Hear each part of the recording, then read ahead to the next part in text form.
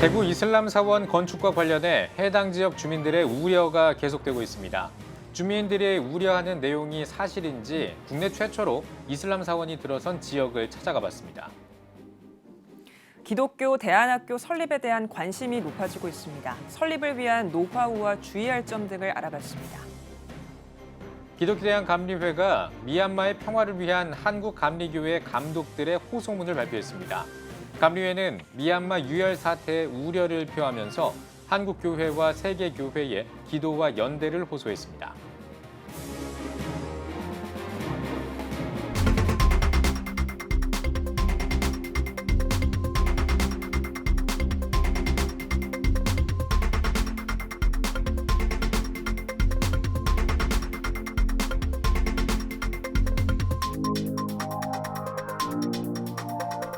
시청자 여러분 안녕하십니까? 3월 17일 CTS 뉴스입니다.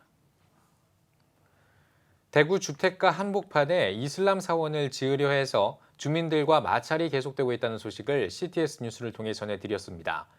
해당 지역 주민들은 생활권에 대해 걱정이 많은데요. 실제 이슬람 사원이 들어서 있는 지역의 모습은 어떤 모습일까요? 박세현 기자가 찾아가 봤습니다.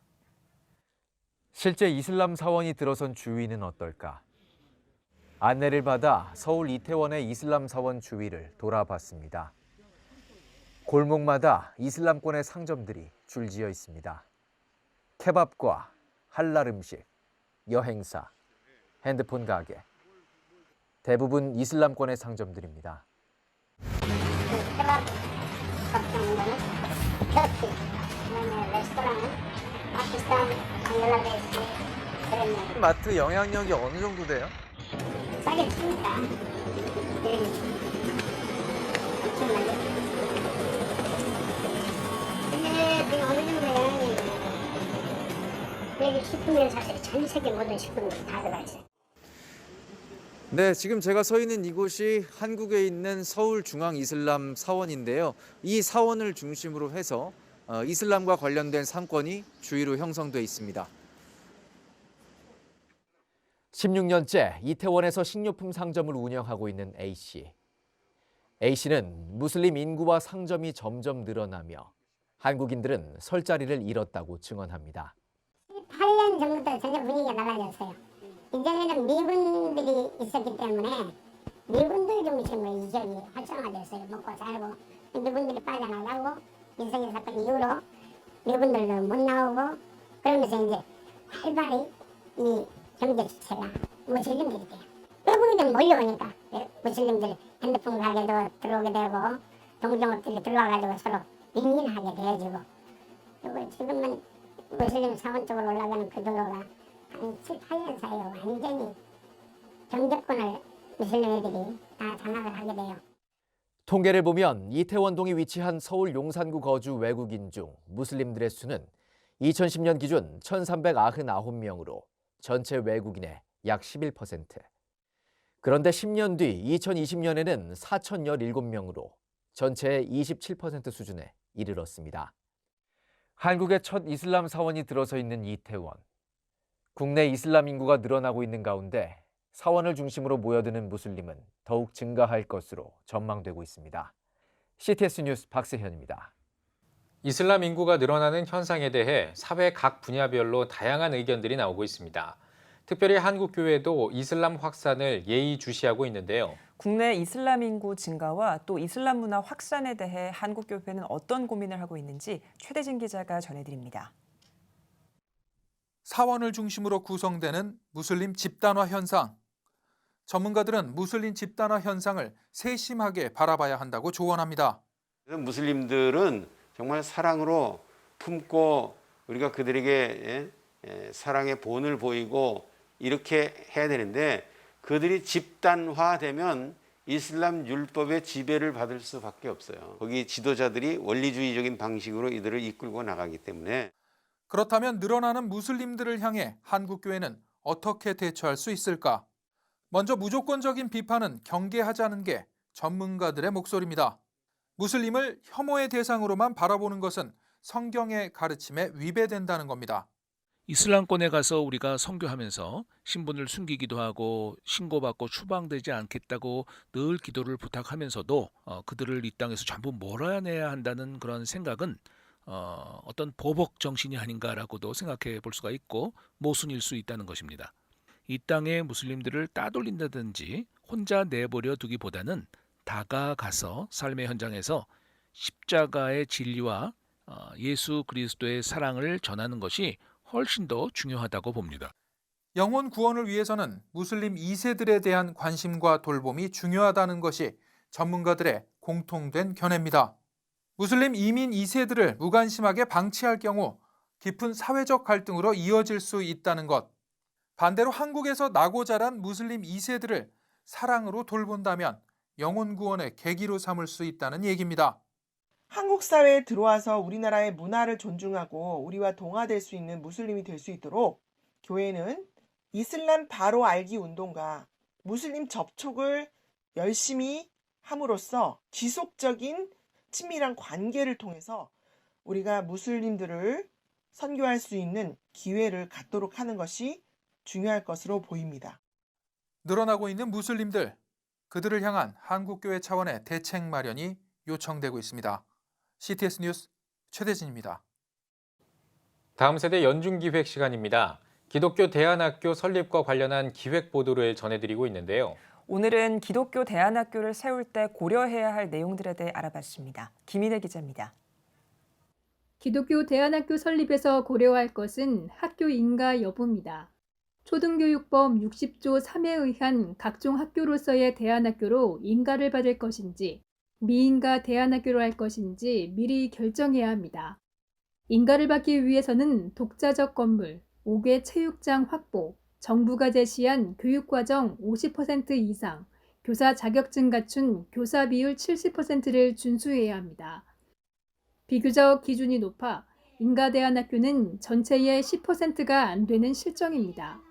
이런 가운데 최근 대안학교의 등록제를 골자로 한 대안교육법이 통과되면서 앞으로 만들어질 시행령에 현재 인가 기준보다는 완화된 기준이 담길 것으로 예상되고 있습니다.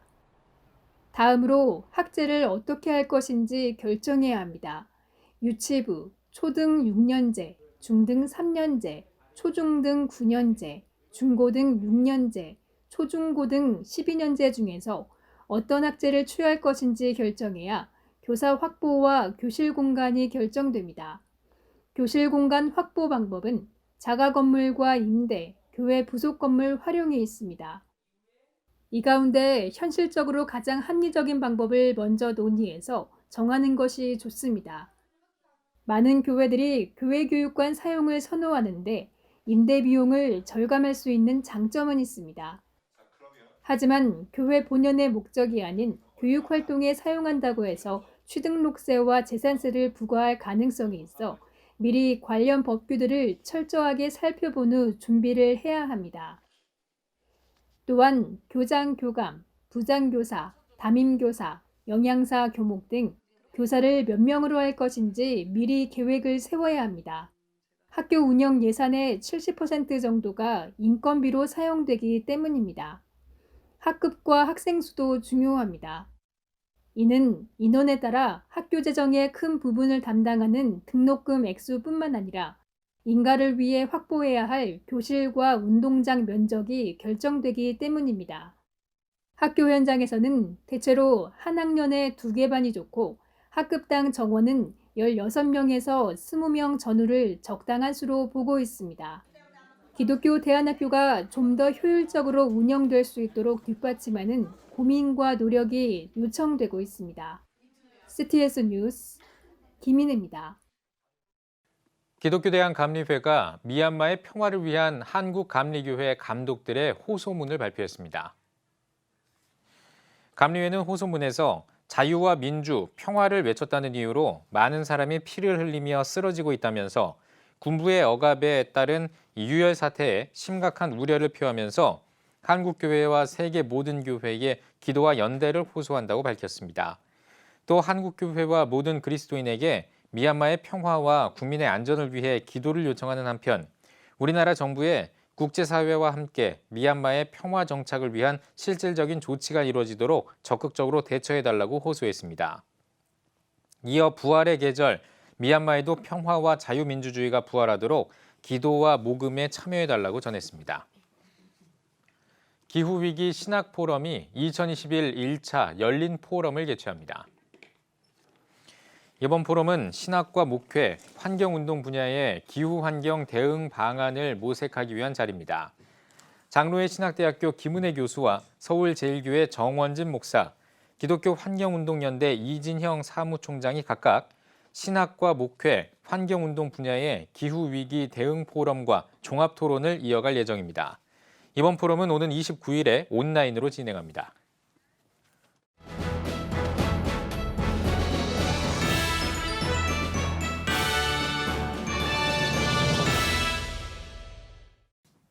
전국 각 지역별 네트워크 뉴스입니다. 기독교 대한 하나님의 성회 전라지방회가 70차 정기지방회를 열었습니다. 개회 설교를 전한 지방회장 유정한 목사는 오직 하나님의 말씀으로 교회를 올바르게 세우며 믿음 안에서 마지막까지 표대를 향해 함께 가는 지방회가 되자고 전했습니다. 이어진 회의에서 신임 회장의 여수능력교회 장동철 목사를 선출했으며 장 신임 회장은 부족하지만 지방회를 섬기는 데 최선을 다하겠다고 포부를 밝혔습니다. 기독교 대한감리회 장로회 충청연회 연합회가 13대 회장 이취임 감사예배를 드렸습니다. 일부 감사예배에서 말씀을 전한 충청연회 유명권 감독은 섬기는 자는 하늘과 땅을 향해서 종의 자리에 있어야 하고 예수님의 몸된 교회와 공동체를 마음을 다해 섬겨야 한다고 전했습니다. 이어 홍성 중부교회 박종무 장로가 13대 회장으로 취임했습니다. 한국기독교장로회 충북노회가 100일회 1차 정기노회를 개최했습니다. 개회 예배에서 말씀을 전한 전 노회장 김정배 목사는 오늘 예배의 자리가 회개와 결단의 자리가 돼 하나님께서 약속하신 놀라운 축복의 은혜를 누리길 바란다고 전했습니다. 이어 각종 회모 처리를 진행하고 청주 우암교회 이준원 목사를 신임 노회장으로 추대했습니다. 네, 한 해 동안 충북노회장의 막중한 사명을 제가 맡게 되었습니다. 부족한 사람이지만 충북 사회의 발전과 또 우리 충북 교계 연합과 일치를 위해서 최선을 다하여 수고하고자 합니다. 많은 기도 지원을 부탁드리겠습니다. 감사드립니다. 충북노회는 이날 모인 헌금 전액을 재해교회 돕기에 사용하기로 했습니다.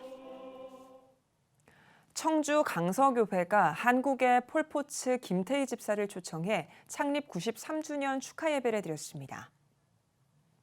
예배에서 말씀을 전한 정헌교 목사는 순종을 통해 이기게 하시는 예수 그리스도의 교회가 오늘 우리의 교회가 되길 바란다고 전했습니다. 이어 한국의 폴포츠 김태희 집사 등이 거룩한 성, 하나님의 은혜 등 찬양과 간증으로 은혜를 전했습니다. WHM 성령의 바람 선교단이 창립 10주년을 맞아 감사 예배를 드렸습니다. 예배에서 선교를 왜 해야 하는가를 주제로 말씀을 전한 선한목자 기념교회 손선영 감독은 선교의 목적은 사람을 구하는 것이라며 하나님이 주신 목적에 맞게 담대히 나아가자고 전했습니다. 지난 2011년에 설립된 성령의 바람 선교단은 중국 허난성 카이펑과 인도 유비주 등에서 유대인 선교와 신학교 설립 등의 사역을 이어오고 있습니다. 인도 유비주, 펀잡주 그리고 중국 카이펑 유대인들을 섬기면서 이스라엘로 우리가 함께 나갈 수 있는 그런 놀라운 은혜를 주신 하나님께 감사드리고요. 또 다가오는 5년, 10년 성령의 바람을 타고 정말 지금까지 우리가 아주 솔바람 타고 왔다면 10주년을 지나면서 이제부터는 성령의 아주 폭풍우 같은 바람을 타고 날아는 우리 성령의 바람 선교단이 되기를 기도하고 있습니다. 감사합니다.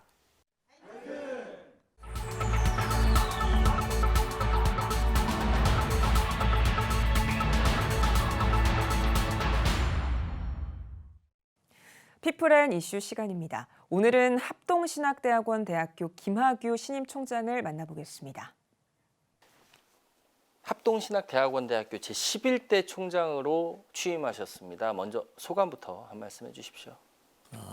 저의 특별한 비전이나 소감이라고 그러면 40년 동안 이어온 개혁신학 전통을 잘 이어가고 또 현 시대에 맞게 잘 적용할 수 있는 총장이 되고 싶다 이런 바람이 있습니다.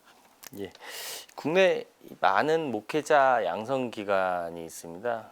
합동신학대학원대학교가 이러한 목회자 양성 기관들과의 어떤 차별화되는 부분이 있다면 어떤 부분이 있을까요? 그래서 40년 전에 한국 교회를 개혁하려면 목회자를 개혁해야 된다. 그러기 위해서는 미래 목회자들을 바르게 가르치는 것이 중요하다. 그래서 첫 번째로 중요하게 생각하는 게 바른 신학. 두 번째는 바른 신학을 토대로 한 바른 교회.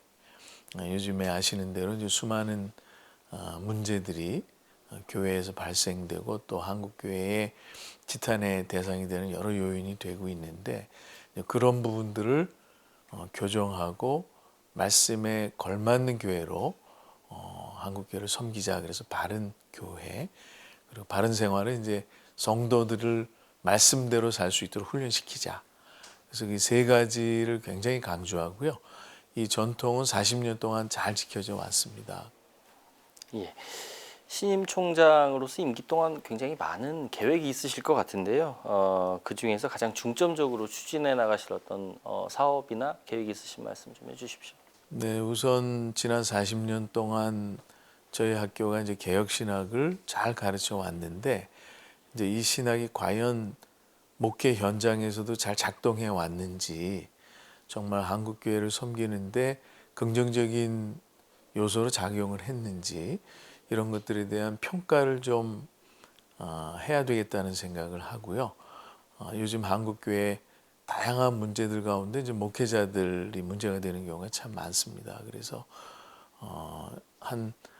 제가 재임하는 4년 동안은 신학생들의 성품을 어떻게 성경에 맞추어서 성경이 지시하는 내용, 가르침에 걸맞게 교육시킬 것인가.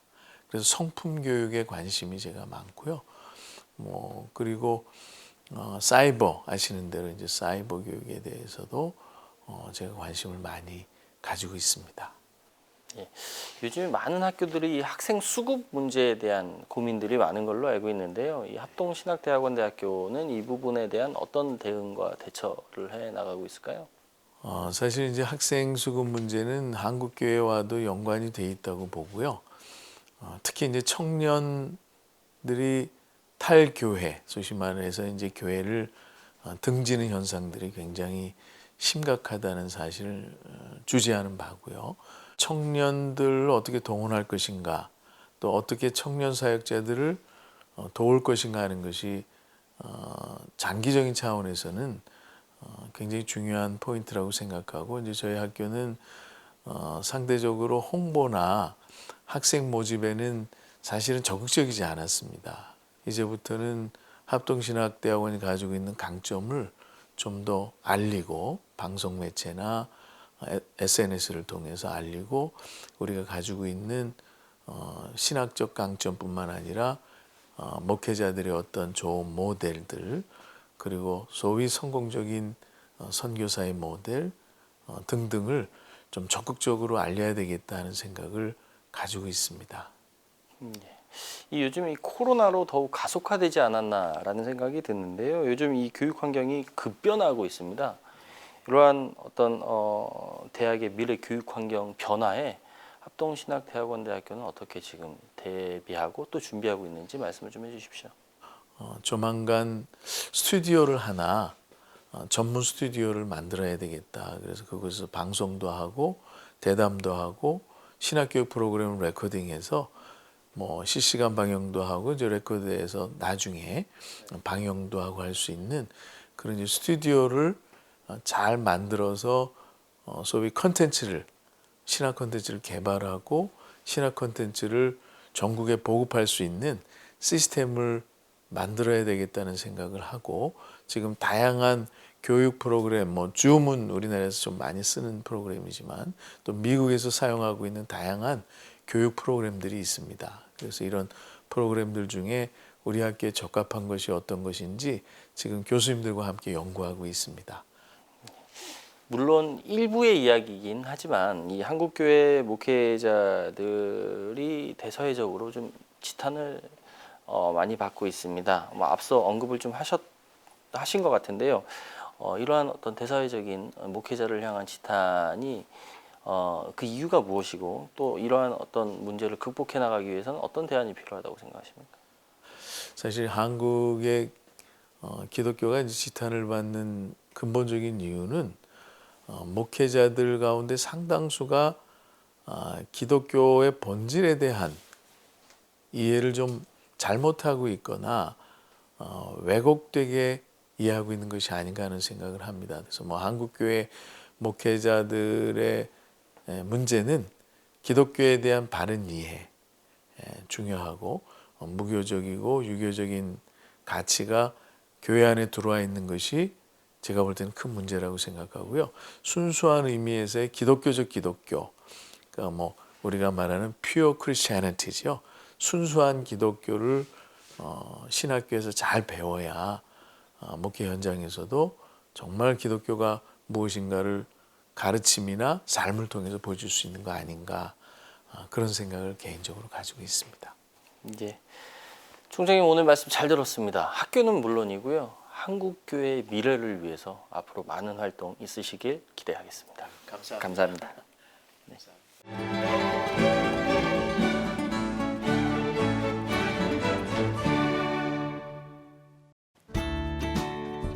내일은 전국이 대체로 맑겠습니다. 아침 최저 기온은 2도에서 9도, 낮 최고 기온은 8도에서 19도가 되겠습니다. 주간 날씨 해봅니다. 19일은 제주도에, 20일 오전은 전남권과 경상권으로 확대돼 오후에는 전국에 비가 오겠습니다.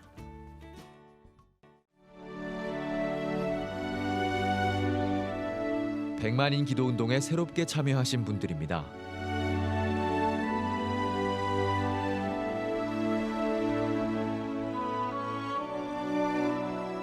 백만인 기도운동을 통해 보내주신 후원금은 국내는 물론 전 세계를 향한 CTS의 영상 선교 사역을 위해 소중하게 쓰이고 있습니다.